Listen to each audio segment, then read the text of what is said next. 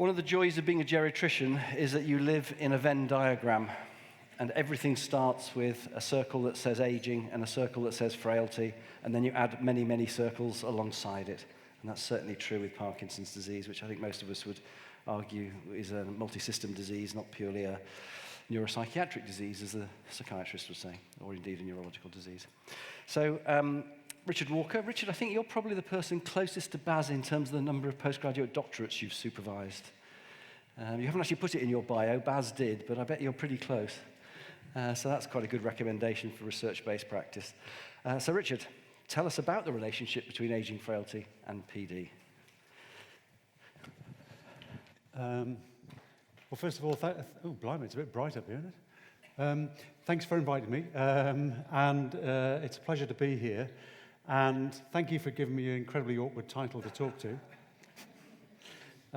It's typical of Peter. He said, Richard, you could do a talk for us. And then he sends you the title. And oh, God. Okay. But no, it's an absolute pleasure to be here. So what I thought I would do is try and talk to what we can hear about there, thinking about aging, frailty, and how that works with Parkinson's. Actually, the more you go into it, it does actually make a lot of sense. So I have to show that these are my views. There you go. So what we're going to do is think about, well, we all know what frailty is, but actually, do we know what frailty is? So what is frailty? And then we'll start to think about how aging has an effect on frailty, and also how all of that links in with Parkinson's disease. I'll go on to look in a bit more detail about how we measure frailty. And a lot of you in your hospitals where you are, there'll be different frailty tools that you use, and a lot of us having to correct this data as a routine when patients are admitted to hospital. And then think, well, why on earth are we measuring frailty? Does it predict anything? Is it useful? Can we do anything about it? And then thinking about, well, actually, can frailty be modified? So if a patient's frail, does that mean they're frail and there's nothing you can do about it? Or what can we actually do? But all the time, I'll try and link this through to how this is relevant, as I think it is, to Parkinson's disease. So, what is frailty?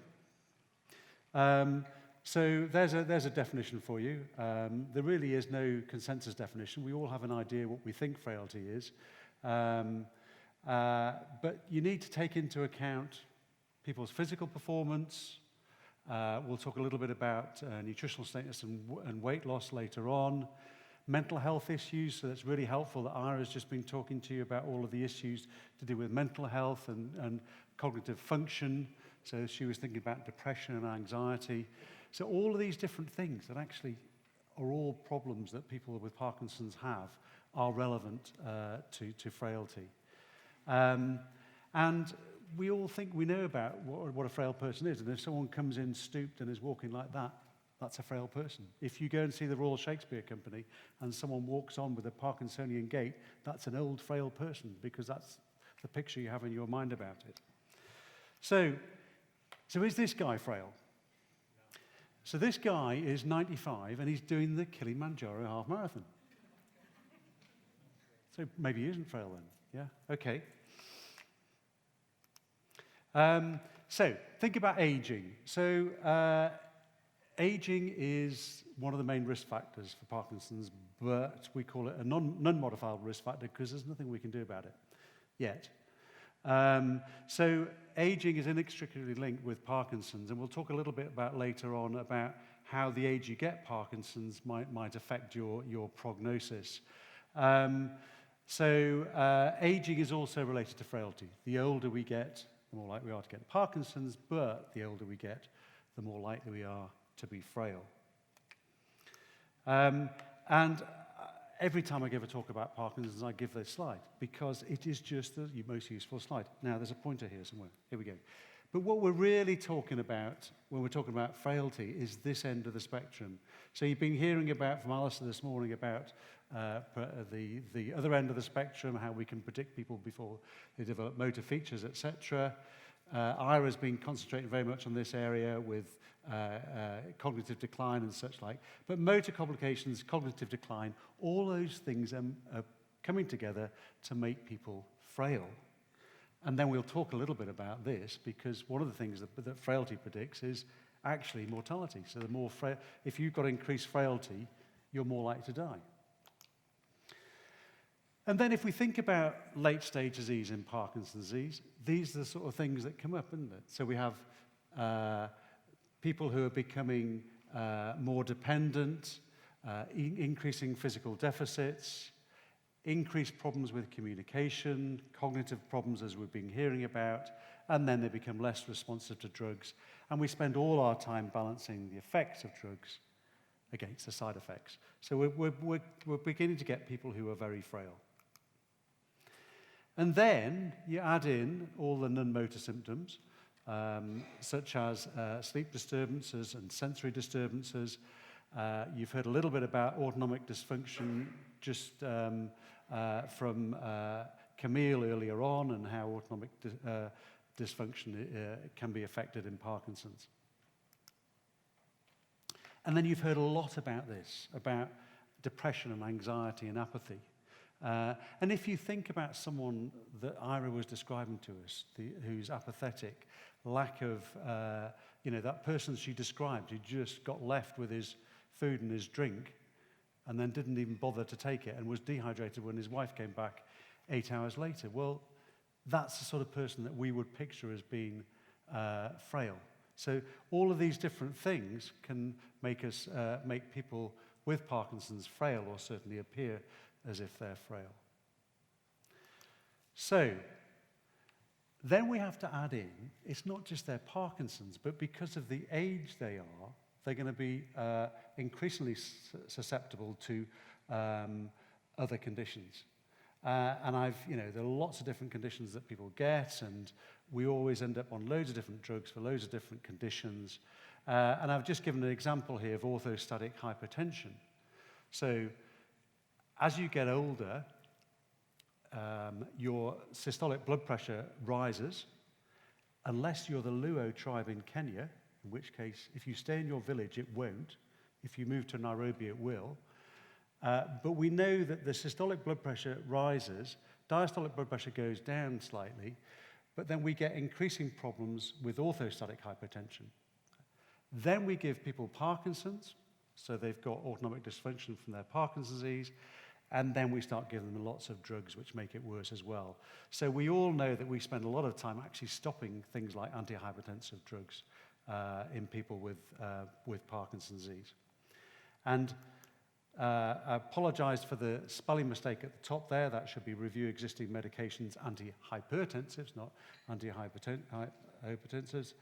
But this was just the one bit of the nice guidelines I'm going to show you, just an example of the sort of problems that people get with Parkinson's. And this is giving the example of orthostatic hypotension. And this was the guidelines that we came up with. So, lots of reasons why people with Parkinson's should be frail. So there are motor problems, cognitive problems, other non-motor symptoms, and then because of their age, all the other comorbid conditions. And then if that's not enough, how the other comorbid conditions will actually interact with their Parkinson's. So let's go back to frailty, and let's just think how frailty is actually measured. So we all think we know what a frail person looks like, but how have people actually tried to measure that? So we'll talk about the frailty phenotype. I'll talk about the frailty index. I'm assuming that a lot of people in the room would be geriatricians and would be very familiar with the comprehensive geriatric assessment. And then there are other tools that people have used to try and measure frailty. But going back to the beginning, no one has agreed this is what frailty means. There's lots of different ways of measuring it, but there's no one thing that people agree with. So if we think about the frailty phenotype, this is quite useful because it says you can have 5 different things, and if you have 3 or more of the following criteria, you've got the frailty phenotype. Now, if you just look through those and then think Parkinson's disease, 1, unintentional weight loss. Tick. Yeah. A lot of people, very common when people first develop Parkinson's, they come to the clinic. For the time before they've developed their motor symptoms, often they will have had weight loss. Self-reported exhaustion. Weakness, okay, so we can think about weakness, or you can do their hand grip strength. Slow walking speed. Low physical activity. So if we just look at the frailty phenotype, actually, Parkinson's is a very good example of this, but actually, how helpful is that? Because actually that's describing what a lot of our patients are in any case. So what are the ways that people looked at it? Well, there's something called the Frailty Index. This is a thing that Rockwood et al. Developed. And this is accumulation of deficits. That's going back to things like I was talking about, like multimorbidity. So, they get lots of different conditions, and all of these things add up to making someone frail. And they have tested this, and it is strongly associated with mortality, institutionalization, and general worsening of health status.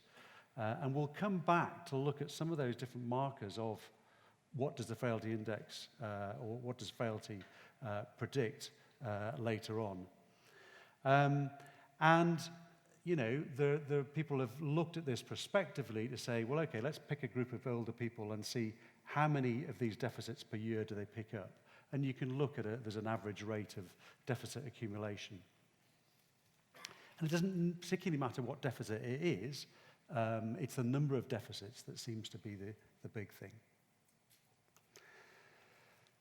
Okay, so how have they validated it? Well, the obvious thing to do is to validate it is the comprehensive geriatric assessment. So I think we're all bought into that is, okay, there was no accepted one-off thing that measures frailty, but I think we'd all agree that CGA is pretty comprehensive, which takes into account lots of different things that we would, when someone old comes into hospital, you're asking about what's their home environment, what's the care system support, and all of these different things, as well as the physical illnesses and the drugs and everything else they're on, that actually go into what we would call a comprehensive geriatric assessment. So you can look at it against that. You can look at it predictive validity, so thinking about, does it predict care home placement? Does it predict mortality? But it's a bit more than a predictor of mortality. So I think when Peter gave me this title, he thought, I know I'm going to stop Richard talking about Africa because he's not going to be able to know about frailty in Africa. What Peter didn't know was that we've actually just looked at frailty in Tanzania. Surprise, surprise. And so we went out with this idea. So, okay, we've got an idea of what does frailty mean in high-income countries, but actually, what does frailty mean in somewhere like Africa? What does that mean? So this is a study in Tanzania. So this is Swahili. So frailty is udafa wa wazee. Okay? What that really means is the weakness of the elderly. Well, it's quite a good description, isn't it? That's kind of really what we mean by frailty, but that's the closest you can get in Swahili to it. But what we did was, if you think about that frailty index works quite well in a population where people get diagnosed with different conditions. So you get your diabetes, you get your ischemic heart disease, or whatever, and actually get diagnosed with it. But in an environment where people don't often go to hospital, don't often touch Western medicine, how would that frailty index work? So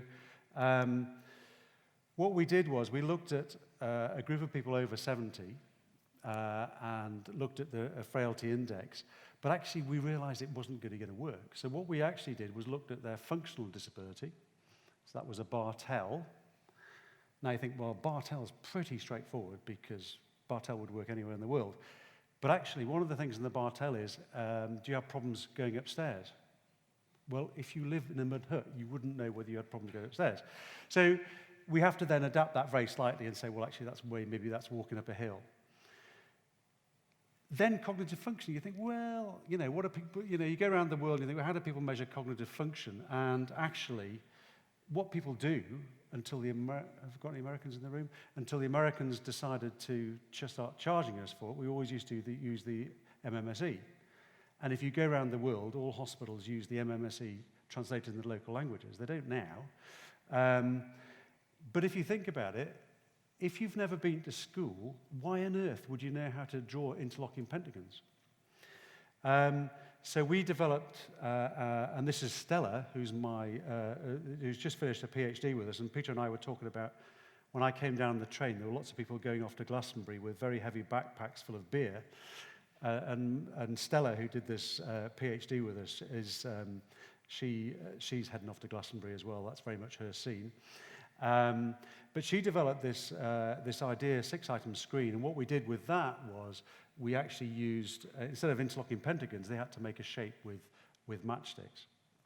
And then we've called this the B-fit, all right? So you can get fits and everything else to go on your wrist, but actually there's now such a thing as a B-fit, which is the brief frailty instrument for Tanzania. And we've actually just trialed this on about 1,000 people to see how well it works for picking up frailty. So I'll come and tell you about that next time. We have the results of that. And then we asked people, so what's the important things when you get older?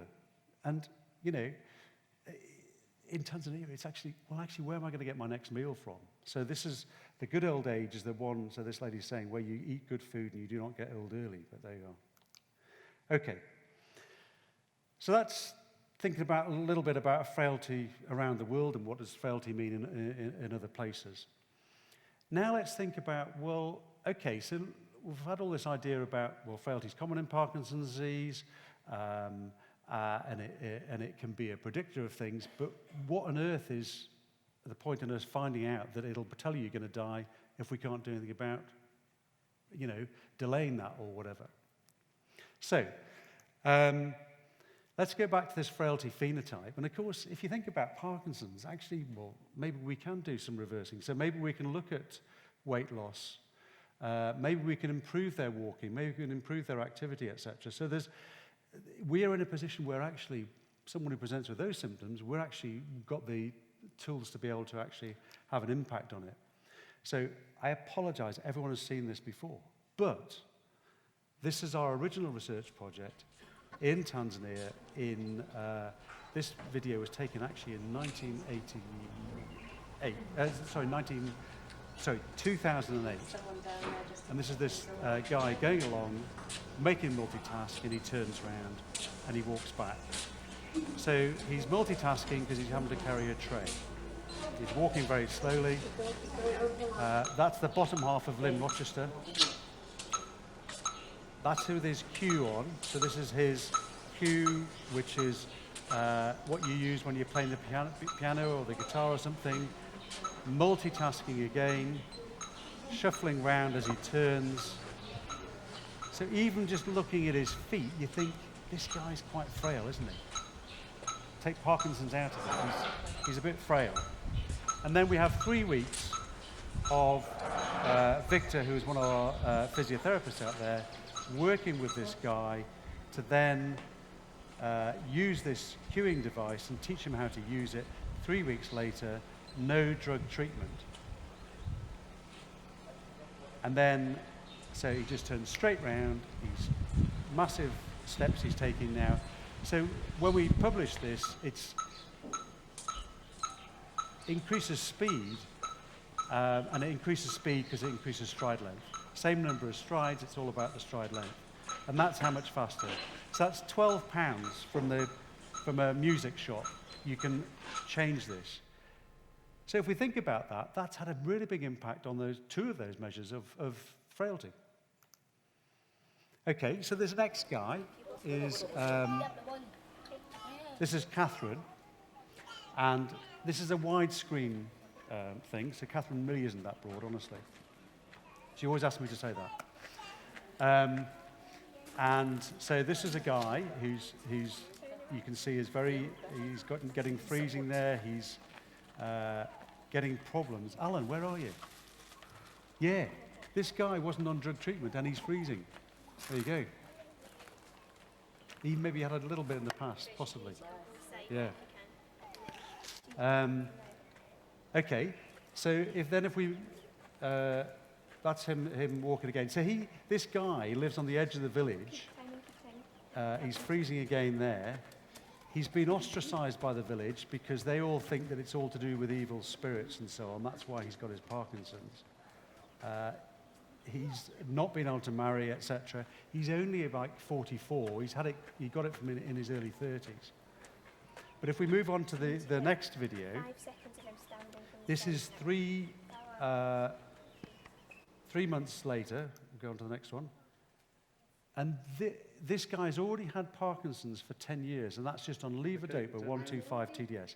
See how much more upright he is, turns rapidly round and walks back, and it's the same place. He's living in the same hut.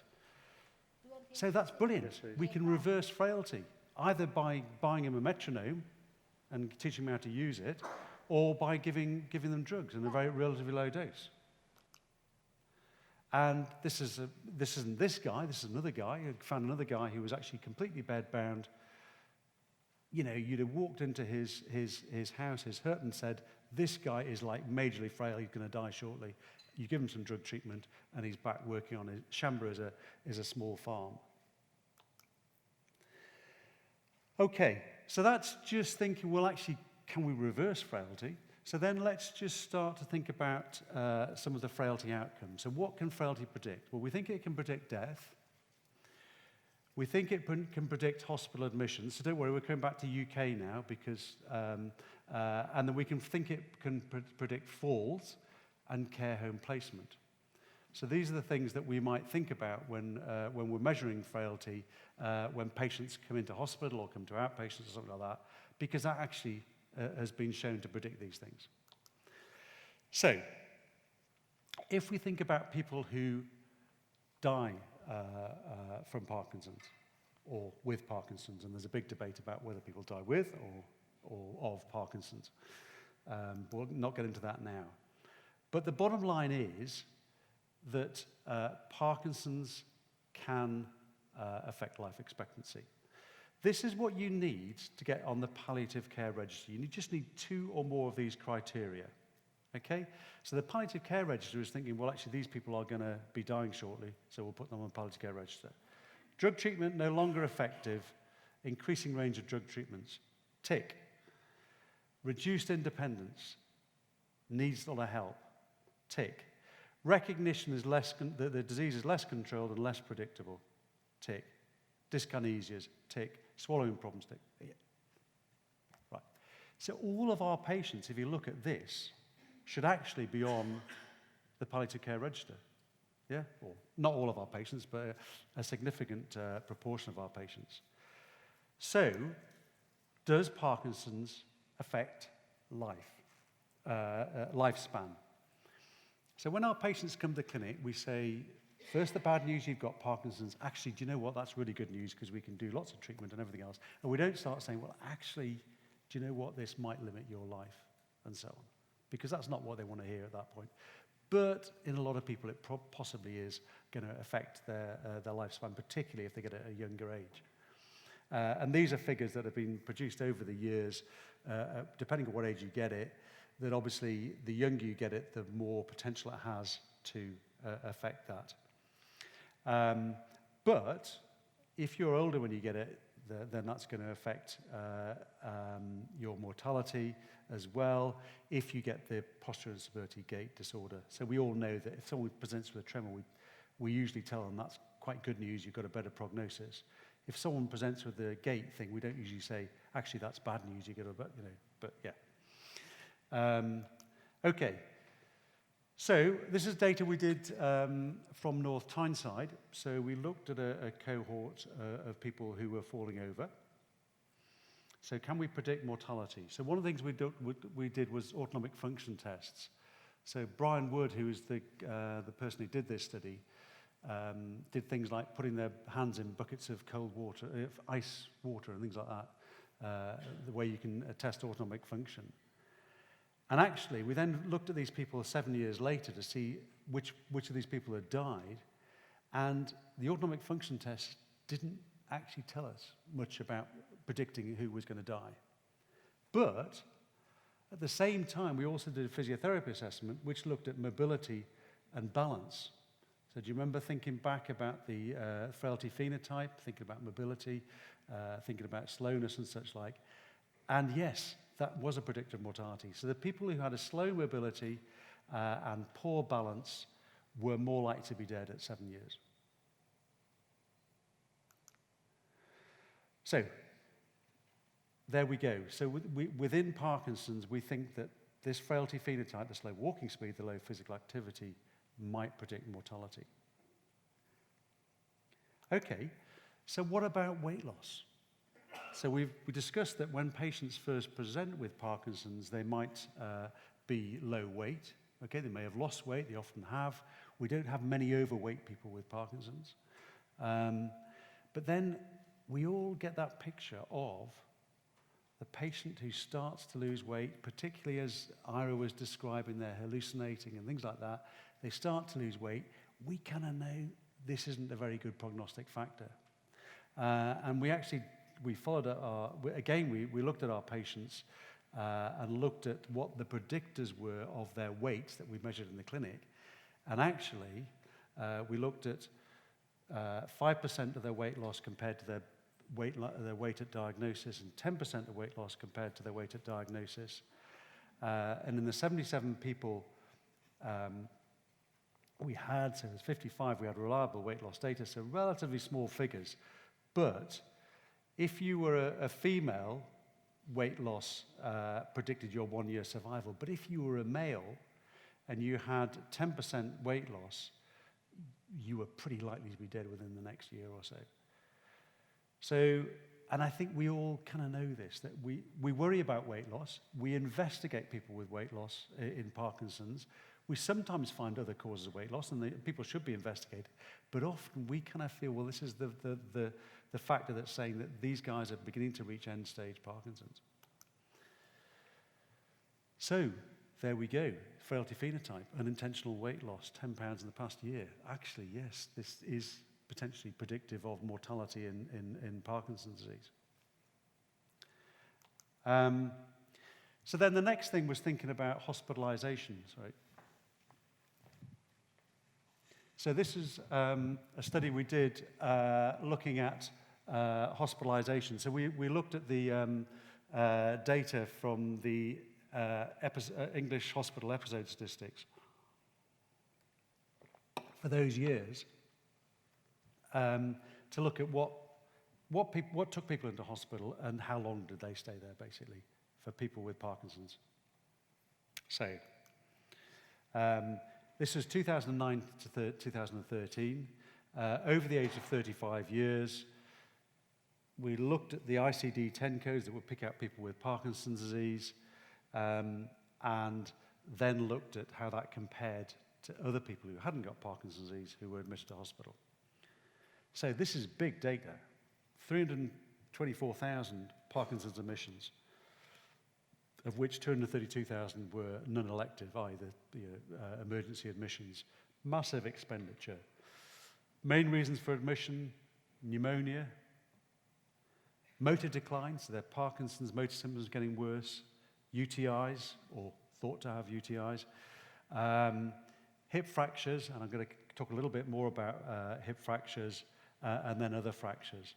So these are what the things that are bringing people with Parkinson's into hospital. But then once they're there, people with Parkinson's or Parkinson's dementia, almost twice as likely to stay in hospital for more than 3 months, and even more likely to die in hospital. So likely to get into hospital, more likely to die in hospital.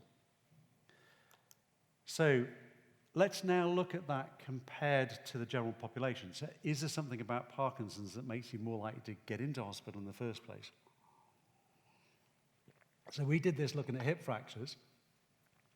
So we looked at all the people who were who were known to us, and we looked at admissions to our hospitals.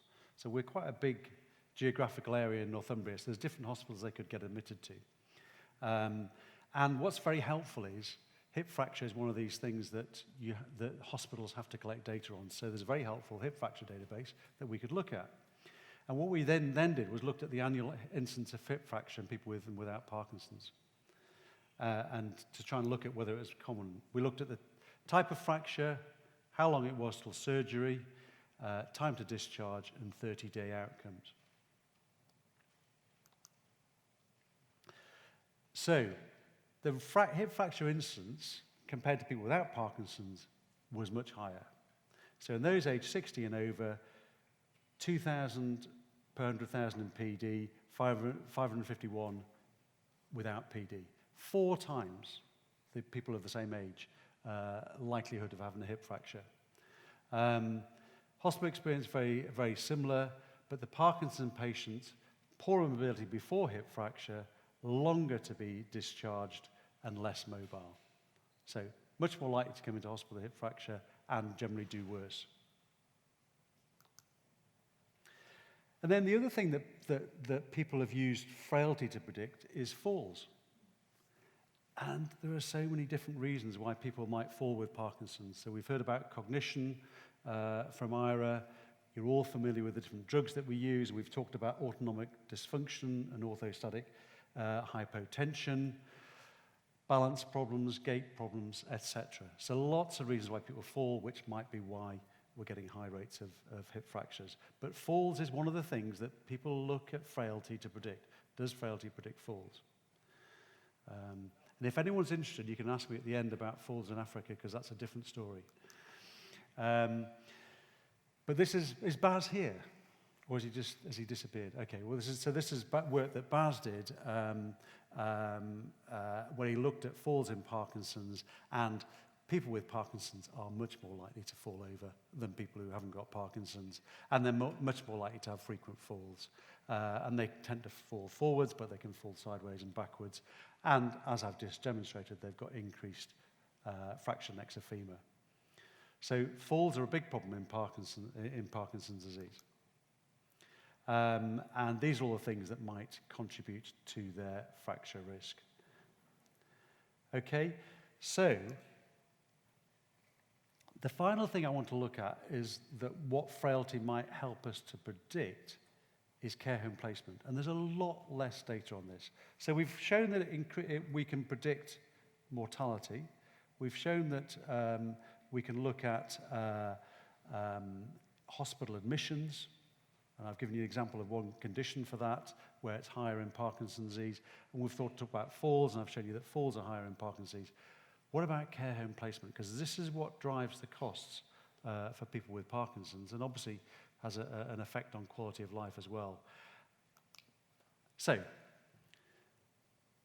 Parkinson's is one of the leading causes of institutionalization. So, our patients are much more likely to end up in institutions. And people have given different estimates for this, and it depends what sort of cohorts you use to measure it, but a lot of people end up in institutional care. We actually did a study where we looked at where our patients died. 1/3 of our patients died in a residential home or a nursing home. And people have done, there was a point prevalence study done where Bob Porter was working with us with this, and we found that 14% of the patients were institutionalized. And previous figures have suggested that as we speak, there are getting on to 20,000 people with Parkinson's in care homes in the UK. So the other thing we know is that if people go into a care home, their prognosis is worse. It's majorly more expensive than living at home. There wasn't anything mentioned about the in the NICE guidelines in 2006 about care homes. We did manage to get into the NICE guidelines in 2017. We got into it that people, not only in hospitals, should get their medication on time, but people in their care homes should get their medication on time. But there is not a lot of data on what are the predictors of care home placement, despite the massive cost. So this is really, I'm talking now about Annette's study. So Annette Hand is our nurse consultant, and she did her doctorate based on looking at what were the predictors of care home placement. And it's a cross-sectional study where we looked at different cohorts. So Group A was people actually in a care home, and we looked at their profile. We then recruited people who were Herniar stage 3 and above, who were under our service, and have prospectively followed those people. to see what it would be that would predict them going into a care home. Quite a few of those people have gone into care homes. We then looked around the country, and some of you have been involved with this. So we looked at Southampton, Derby, Bath, Northumbria, and Cumbria to look at different services and how many of their patients were in care homes. And then something I will tell you a little bit more about, we did surveys about care homes with nurse specialists, so with Parkinson's UK staff and with care home staff themselves. So some of the themes that came up were this is of people in care homes, so this is going back to part A of it. And maybe look at the factors contributing to care home placement. So it was a lot of physical factors, but I'm going to come on later on to tell you a little bit about what else might predict that, and it's more to do with what is the support and how can that support be provided. But lots of different things that came up that might have been relevant to them going into a care home. Okay, what about comparing the people who were in care homes and the ones who were at home? So this is people Hearn and Yar 3 and above, so already got quite significant Parkinson's.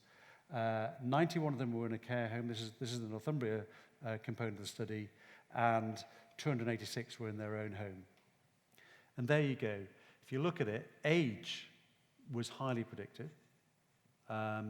Age onset was also highly predictive, but disease duration wasn't. So if you got it when you were older, you were more likely to end up in a care home. Sex wasn't significant, and obviously, as you go through the different Hearn and Yar stages, it's going to be significant predictor. But the other thing there is looking at sort of Hearn and Yar stage is predictive across 3, 4, and 5. Then thinking about the right-hand end was thinking about the survey that we did to look at what the issues were, and this was for looking at Parkinson's UK staff and what they received at Parkinson's UK. So a lot of barriers to training around Parkinson's in care homes, Parkinson's disease nurse specialists.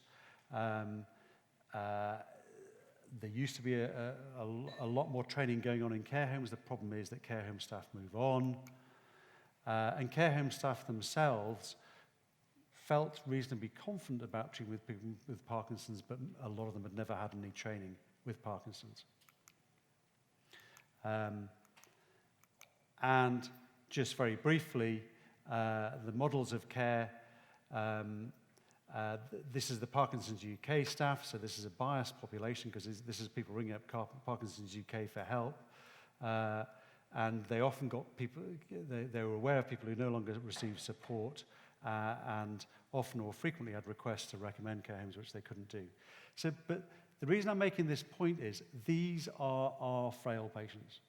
They've got to be frail to have got into a nursing home or a residential home. And yet, it is very difficult to look after these people, and it's a big resource issue. And at the time when they're most in need is the time when it's hardest to provide that care. So, there are some people who are in care homes who are not being looked after by a specialist service. There are different barriers to how we might manage this group. There's different examples around the country, and I'm not going to go into that now, but of how we might be able to do this.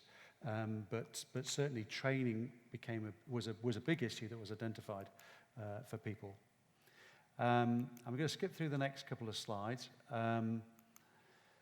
And then to finish finally on Annette's work to do with care restraint. So this is thinking about, okay, we can describe the person who's frail, and we can describe all the things that make them frail, but actually, do you remember we talked about the comprehensive geriatric assessment, and all of that is taken account of, well, where have these people come from, who is looking after them, and so on. So really, to be comprehensive about the assessment, we need to take into account the background, and we need to take into account carers. So This was a cohort study that Annette led on and involved both quantitative data, looking at patients, as I say, from this cohort who were hernia R3 and above, and qualitative data, so that was interviews with people. And at the bottom there, you can see that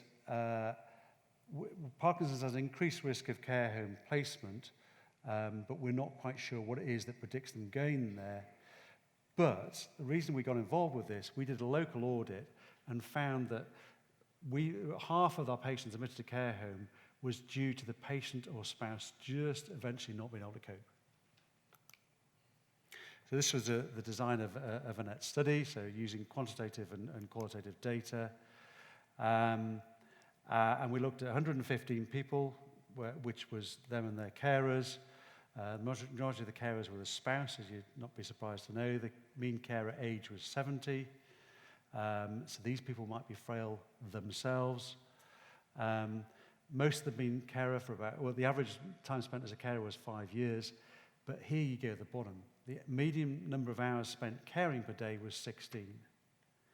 So this is this idea that it kind of never goes away. So in the middle of the night, that person needs help to turn over in bed or go to the toilet or this, that, and the other. So that you can begin to get the idea of why this might be stressful. I'll just go through these. So thinking about the people who actually got into care, if we look at the people who we actually interviewed, 10 of the carers who were interviewed are people who got into care, and it's really those 6 things at the bottom there. So it was the Parkinson's symptoms itself, it was the consequences of caring, and number 4 was just came up again and again and again. They just got to breaking point and they just couldn't cope with it any longer. Because this really frail person was there and they were the only thing that was managed to keep it. And usually it was they got admitted to hospital and that was the final straw that made them have to go into a care home. And again, we're nearly finished here, but it was things like delusions, the things that Ira was talking about. So all the problems with, people were getting hallucinations, people were getting paranoid, people were having problems sleeping. If you don't sleep, and anyone who's had small children knows about this, you don't cope very well with other things necessarily. So lack of sleep, and if you think that's day after day after day, was a major problem. But often carers couldn't make that decision themselves. It was often a crisis that actually took the person into care. So that someone else had to say to them, actually, you can't cope any longer. They needed that to be, rather than them being able to make that decision themselves. But it's really because the carer had reached their limit. So, because I've got 2 minutes left. So, if we go back, so frailty can be measured in a number of different ways. So we talked about the frailty index, we talked about the frailty phenotype, we talked about comprehensive geriatric assessment. It is predictive of mortality, and again, I've shown you this with Parkinson's disease. In terms of mortality, people with Parkinson's, increased admissions, increased falls, and then we spend a bit of time at the end talking about care home placement. So the whole idea of these people becoming more and more frail, and then that environment around them that we assess with a comprehensive geriatric assessment mean they just can't cope any longer and they go into care homes. So, and if we look at the frailty measures, people with Parkinson's score highly on those, particularly thinking about the frailty phenotype, but also thinking about the frailty index, thinking of all those different other conditions that they might have. So, but tantalizingly, we can maybe do something about this. Because I've shown you a video of a guy on drug treatment, and we're all familiar with this, where we can reverse that slowness of movement, that is one of the frailty markers. We can do that with drugs. We can do that with physiotherapy. And then, having got the frail, but then looking at the frail person themselves and that whole situation of that frail person and their environment, we can actually think about, well, actually, maybe we can do more in terms of support to prevent that final outcome of going into a care home by recognizing the support that people might need. And that, if we did that, maybe we could have an impact on their outcomes. Thank you.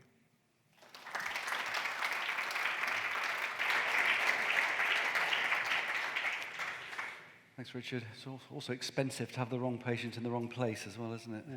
If you're trying to redesign services. Questions for Richard? Meta?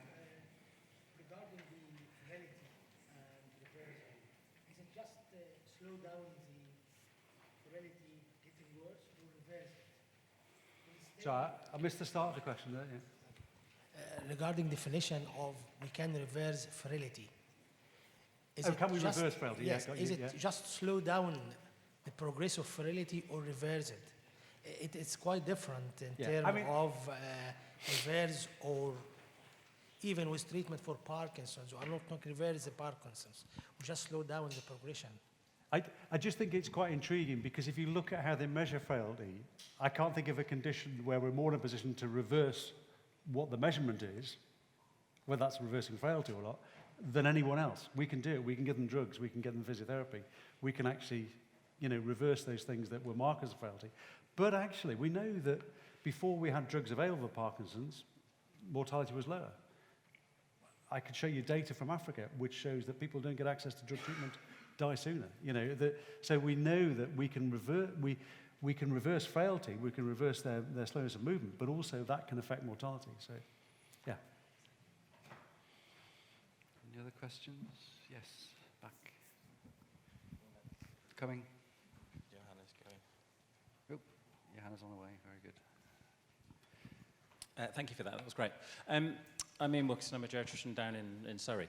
Can I just ask about the difficulty with people as they get more frail and the sort of underlying sarcopenia? Outside of here, that we'll be talking about trying to give them high protein food and trying to get up to 2 grams of protein per kilo per day and stuff. But that's obviously going to affect the absorption of all of the medications and whether or not, or just to think about that really and what your answer to that would be and how we close that. That's a very good point. I managed to do a whole talk about frailty without mentioning sarcopenia. And I've come from Newcastle and done that as well. But no, you're absolutely right. We do, and I think that might have a big contribution to it. And I think we do involve dietitians, and they do think about high protein loads and everything else. But actually, yeah, are people absorbing that properly? With delayed gastric emptying and such like. So doesn't mean we shouldn't try and do it, but there are definitely more challenges with Parkinson's disease actually doing that, improving their nutrition, definitely. But there's a new language, isn't there, which is not about frailty. It's about frailty being reduced resilience, and therefore you can reverse frailty resilience, build resilience, just sort of the same thing, but it's the language of the Nottingham and Leicester academic departments. Yeah, it's different. Good. Any other questions? I do emphasise the financial thing. Neil Archibald, neurologist in Middlesbrough, talks a lot about service development, and I know the team in Coventry have done a lot of this as well, in terms of looking at where your costs are, and if you can reduce those costs, then suddenly it becomes very cost effective to employ extra nurses or physios, or going back to what Baz was saying this morning about, make the changes and then measure the effect rather than waiting to get the evidence before you put the bid in. You can actually do quite a lot to prevent things like nursing home admissions, and particularly acute admissions. Any other last points for Richard? As we anticipate... There's one over here. There we are. Oh, well, sorry, I didn't see you behind... I just wanted to ask about the phenotypes in Parkinson's disease in Africa. Do you see any difference in the phenotypes in Africa, and is there any... Oh, God, how long have you got? No, it is intriguing. I think, and Ray Chowdhury's done some work about this, and he argues that there's a phenotype that's different in Afro-Caribbeans in London, that they may get more non-motor problems. I think one of the big issues is that it's when they actually get diagnosed and such like. So I think In Africa, I think my impression is that there are less non-motor symptoms, but the non-motor symptoms are still there. I'm not sure the phenotype is necessarily that different. I don't think we have enough evidence to comment either way, really. Actually, that reminds me of a question I did want to ask, which is that chap on the edge of the village who you treated, why isn't he dyskinetic? Right. He's not dyskinetic because he's not been exposed to levodopa very long at that point. Having said that, there is evidence from Ghana where, but we've gone with low geriatrician type doses. Okay. Show them the label on the bottle. Right. But it's a good point. There was a paper published from Ghana in West Africa where they looked at giving people diagnosed late, a bit like that guy, levodopa, and they become dyskinetic quite quickly. So that whole argument that actually it's duration of disease more so than duration of drug treatment that gives you the dyskinesia. Which is what Baz said. Yeah. Yeah. When did you last see that guy in Tanzania? A couple of years ago. Oh, right, okay. Yeah. We await an update with bated breath. Any other questions for Richard? So he can have a trouble-free journey home without Glastonbury visitors. Unfortunately, for those of you going southwest, it won't be quite so easy. And if anyone's looking for a job, there's a spare job at going at Newcastle United at the minute, if anyone's looking for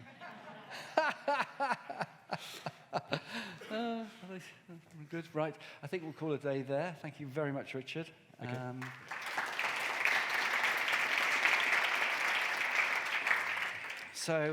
Some quick thanks. Thanks to the Academy team, Jake, Johanna, Jamie, Jackie, and Sarah. Thanks to the team at the back, John, and also Jamie, Adrian, and Matt. Brendan on the camera, thank you very much indeed. Thank you so much to Bial, to Antonio for coming here from Top Table. Much appreciated. Ricardo and Keng and the rest of the team, we really do appreciate you being here with us and sharing in this partnership, which certainly we've enjoyed.